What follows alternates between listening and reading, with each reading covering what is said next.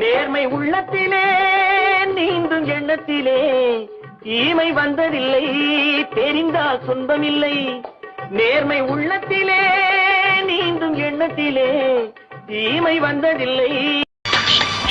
என்னை நீ பண்படுத்தி விட்டாய். என்ன இருந்தாலும் நான் நடந்து கொண்டது தவறுதான். உன் நடவடிக்கைகளால் நான் கற்றுக்கொண்டது ஏராளம் ஏராளம். குடும்ப பண்பாடு,